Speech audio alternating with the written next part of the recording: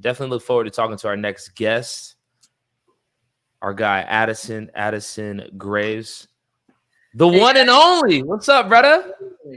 nice to see you both. Always, man. Addison is a self-proclaimed uh subscriber to the NFC Now podcast, man. Every Monday. What do you like about the pod, man? Let's talk about it. What do I like about the pod? I like how I like hearing you and Dave chop it up. The banner back and forth. I like hearing about kind of the behind the scenes stuff with the fighters, the different promoters that y'all have had on, and just giving the fans, giving the supporters a view kind of behind the curtain a little bit of what goes into our production, Dave's production, and what goes into the week before the fights with all the fighters and their lives. Indeed. And I think that's why it's important for us to have you on, man. We wanted to have you on last week. However, we had a little, life happens. Life be lifing from time to time. But we got you on this week, man. Last week you had a big a promotion. But before we get to the promotion, you said something very interesting in that first answer. You said what we do, because you are a part of this NFC community. Would you please explain to everybody in the NFC community what is your role within the fights? Well, I started out just cleaning the cage, and man, I was there every single fight, early, staying late, just doing the best I could to keep the cage clean between the fights and between the rounds. Um, Dave and Charlene kind of reached out to me and asked if I wanted to play a bigger role, and now I just tell people I do whatever Charlene tells me to do. Um, I do my best to kind of fill in the gaps, and make sure the fighter's taken care of, get them water, make sure their warm up areas ready to go, they have what they need, help bring guys down before their fights, help kind of space out the night a little bit. Um, I've come early and helped set stuff up. I've stayed late, helped tore stuff down. Um, I kind of just do the best I can to be the Johnny on the spot for Charlene, for Dave, for you and Jenna Lee sometimes. I try to just put out fires wherever fires are at. Why? Why do I like doing it? Yeah, it's like, yo, like you started off clean, and it's like, hey, like, all right, like I'm here to just put the fire out. Like that takes a special person to like even want to be tasked with that, man. Like what is your why? Why do you love the NFC? Why do you want to be around like this? So I've been training with ATT for about 4.5 years now, and I get to see how much work these men and women put into their craft, put into their fights on fight night, and I'm just a huge supporter of that. Having come to a number of the NFC fights for the past couple of years, I was really drawn to how much energy and effort Dave and everybody put into showcasing and highlighting these, this local talent, these local fighters. I've had a ton of jobs in the service, in the promotion kind of realm, and it's fun. It's fun getting to help create a good show for the fans. It's fun getting to help create an opportunity for our local fighters and local talent to showcase their craft. Well, you are appreciated again, ladies and gentlemen. Addison Graves joining us here on NFC Now. David? I was going to say you had the best seat in the house as the cleaner for quite a number of shows, and you gave that up to step back a little bit. I still have the best seat in the house. I still hop in the ring sometimes. You do. And I've actually got a list of things to give you Friday night to take off Charlene that I'll be emailing you in the next couple of days about things to widen what you do, because I know you get bored sometimes. There's not enough to do, and sometimes you get thrown into some things. But definitely give Charlene, this avenue, and give you this avenue that gives you both things to do all night, more experience and more fun, and just a little different avenue of things, I guess. I'm looking forward to it. But yeah, I think while you were cleaning the cage, you were always the best dressed guy in there. And I used to say, man, you can't come this dressed up. You're cleaning the cage. This is like jeans and a t-shirt. And then I think I talked to Jesse and Charlene And I was like, damn, this guy Addison seems pretty sharp. He's just sitting there mopping the cage. Like, we need to talk to this guy and figure out what he wants to do and what he's about. And yeah, I'm definitely glad we did, obviously. Well, if I'm going to be in there, if I'm going to be cleaning the cage, if it's going to be me, the fighters, and the ref, and then, maybe a coach for each side, I need to look good. Like, if it's going to be me, I can't be in there, looking like trash. Because you're in all the photos. Every photo and video has you in there. So yeah, that's a good theory. Yeah, I'm trying to find a wife. Talk that. While you're looking for a wife, tell us about being a pilot. You're learning to fly planes and stuff like that now? Yeah. So for all the ladies listening, pay attention. So I'm in a university program to be, a aviation degree, but I'm also taking flight lessons at a local airport as well, in just a little small plane, but working through my licenses and certifications so that one day I can fly, jets or 747s or something like that. Real modest with that, man. But your background, you do have a military background, man. Because you talk about flying fighter pilot, and flying those type of things, man. But could you just talk about your background in the military? Yeah, so I went into the Navy when I was 19. I was in the Navy for about 9 years. Stationed in San Diego the whole time. I got to deploy to Central and South America and spent some time in the Middle East as well. I think San Diego is the best place to be. If you haven't been, you should definitely go. It's a beautiful city. I was lucky to spend almost a decade out there. It was fun. It was obviously, between the ages of 19 and 27, 28, formative years for anybody. But I really am grateful for a lot of the opportunities I had, a lot of the cool things I got to do while I was in the military. I tell people, I've been able to go places and do things that no amount of money can pay for. And that's not to put down in anybody else's experience, but it was definitely a unique experience. I definitely carry some of the lessons with me from the military, but I'm happy to be kind of on the other side, pushing into different parts of life as well. Pushing in different parts of life, and one of those parts is Ju-Jitsu, man. We just saw last week you were promoted to your purple belt. Purple belt. You're purple belt now, no longer in the blue belt pool. Jiu-Jitsu itself, what does that mean? What is the discipline in the martial art of Jiu-Jitsu mean to you? What does the art and the discipline of Jiu-Jitsu mean to me? Man, Jiu-Jitsu is a really fun challenge. And I can't, obviously I can't speak for every practitioner, but for me, it's help uncover potential in me that I don't think I recognized was there when I first started. It's definitely made me a more mature person, a more driven person. Man, when I first started, Brantley Fur was just whooping my ass all day long. And, it builds tenacity. One of the biggest things, it's given me confidence, and not just, confidence. Oh, hey, I'll go fight somebody or whatever. I don't want to do that, but just confidence of like, I can overcome strenuous things. I can calm down or find calm among stressful situations. I've been training about 4.5 years. Like I said, I got my purple belt last week, and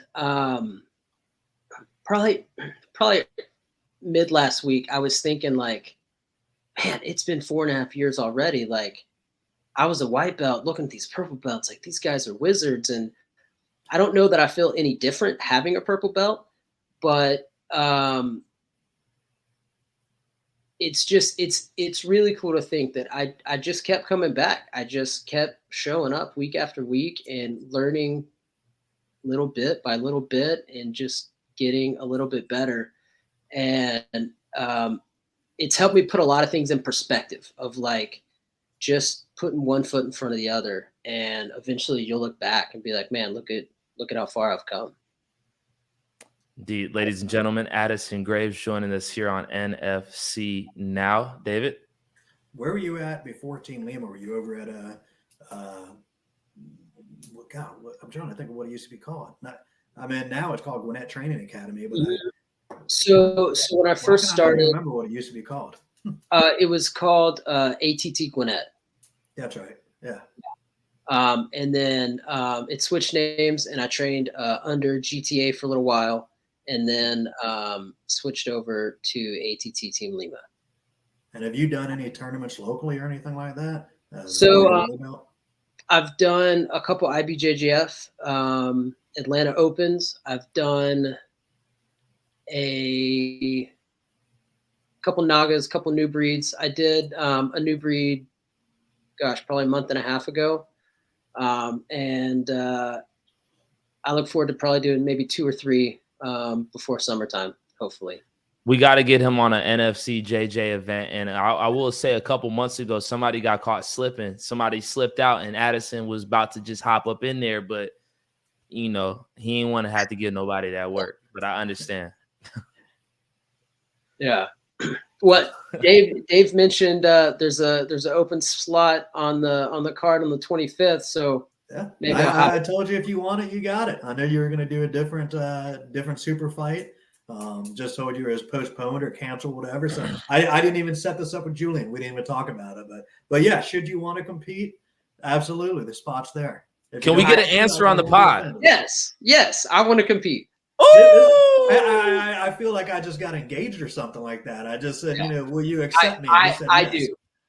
I do. What weight are you? I'm about. What weight will you compete at? I can compete. I gotta eat so much ice cream. I can probably compete at between 145 and 155. Gi or no gi? Whatever you need. Oh, look at that. That's what I like. If you do no gi, 150 or up, because that'll give me a couple pounds with the gi. We don't do weigh-ins with the gi. We do weigh-ins. You do it Facebook Live. You would do it in a different community, a closed community, and you just do it Facebook Live weigh-in. So yeah, and you weigh in whatever you want, just boxer shorts, whatever. Sounds good. If you do no gi, is it going to be with a rash guard, or since you're single looking for the ladies, no shirt? I don't know. Rash guard? That's more important than what walkout song is it going to be. We can get Addison topless or not. I'll have to think. I'll have to work until February 25th to decide. Yeah. I got a couple weeks. We're gonna go find your bum ass purple belt to look good. I'm gonna find the worst damn purple belt in the state. I'm gonna give Germonte his purple belt tomorrow morning. I don't know who Germonte is, but it sounds scary. It's that tall glass of water I went against. Okay, man, I tell you, you'd beat the shit out of him.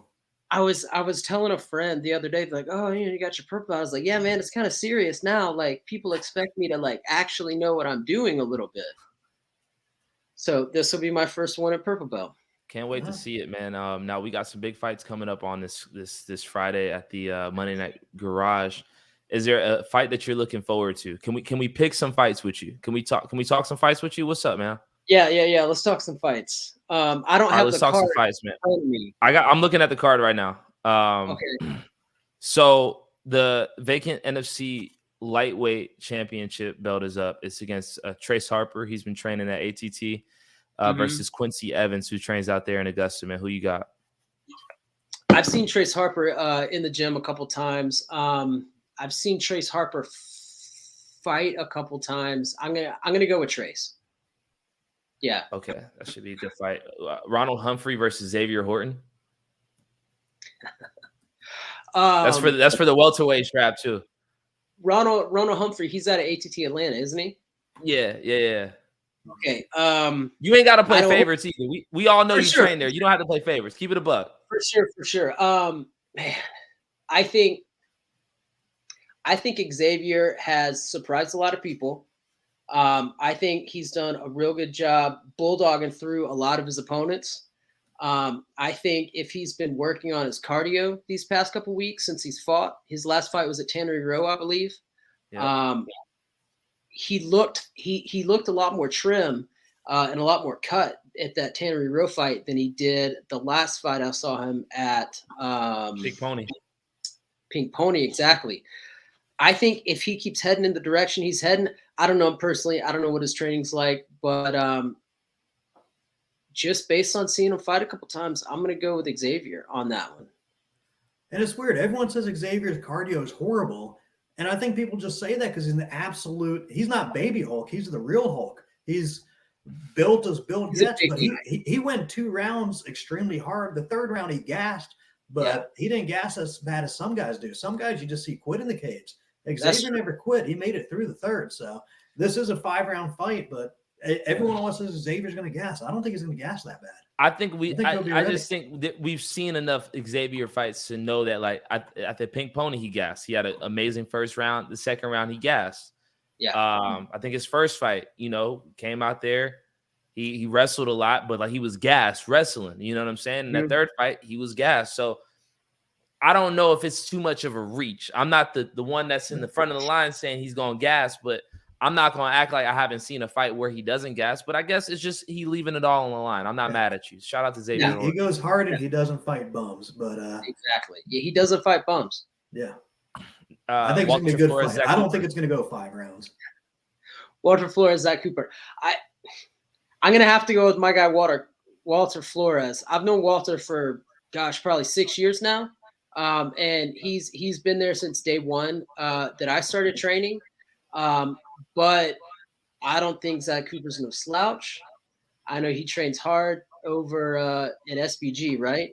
Yep. And he's got some more motivation behind him with Flores having beat Kozer. I think it's going to be a real good fight. I'm going to play favorites on this one and say Walter Flores. Any dream matchups that you hope to see in the NFC cage this year? Any dream matchups that I hope to see in the NFC cage this year? Man, you're putting me on the spot. Or do you have like a favorite fighter or two that, like, just like off the top of the top, it's like, oh, that I like watching that guy or a girl compete? I can picture him in my head. Blonde hair, does kickboxing. Julien, Seth Haas. I like watching that guy fight. Definitely. I like watching that guy fight. Jesse got him a fight against Tony Hope coming up in March at the Battery. So. I like watching that'll be good. That'll be good. That's a good fight right there, right? Moves. Tony's got the moves, and Seth is just he's an aggressive fighter for sure. I agree, man. I think you're like me. I don't remember all the guys. I don't remember all the dream matchups. Like I work different on spreadsheets and stuff like that. It sounds like you're a little bit like me. Like when people put you on the spot, what's the best matchup you want to see? It's like, hold on, I need a couple minutes to think about that one here. For sure, yeah. But to be fair, Addison is a fight fan, and when it's fight night, we have a lot of conversations. And we talk fights and we watch fighters after fights. We look at each other like, ooh, that was a good one. What you think? How you feel? Yeah, did you see that? Yeah. And just on a personal standpoint, Addison is a great friend of ours. When I say ours, I mean Jenna Lee and I. He is an honorary uncle for Sarai as well. His family took our family in for Thanksgiving. We were in the woods with them the day before Thanksgiving. We had an amazing time, and they showed us what camping really looks like. Glamping. Is that glamping? Yeah. To us, it was camping. Yeah. But they showed us what it was, man. Addison Graves is an amazing human, and I would definitely recommend him to any woman who is looking for a husband. That's our guy, Addison Graves. Now, Addison, before we do part ways, and I don't know if you had another question, Dave. I was going to say, maybe as we talk about everything, we got to stop talking about being a cage cleaner. Like, we got to never bring that up again. Like, hey, there's no shame in cleaning the cage. I got to get you new business cards made or something like that. Yeah. Sounds good to me. Gotta get you we got to come up with a title. Let's think of a title. I'll get them made. Started from the bottom. Now we are here. Again, that's Addison Graves. Addison, before we part ways, man, we want your final thoughts. What do you want to leave Dave and I and the entire NFC community with? Man, Just continue to try to be true to yourself, chase your dreams, take it step by step. Support other people in their dreams. Be the kind of person that reaches out to the new guy or girl in the room and introduce yourself. And continue supporting Georgia's best MMA, kickboxing, Muay Thai, and Jiu-Jitsu promotion. That's our guy, Addison Graves, man. We appreciate you joining us. Tell your mother and your father we said hello. And I look forward to seeing you on Friday. Ladies and gentlemen, that is Addison Graves. Make sure when you see him on Friday, you give him a handshake. You thank him for all the work that he does in contributing to our NFC community. Thank you, bro. Thanks, guys. Have a good night. Hold it down.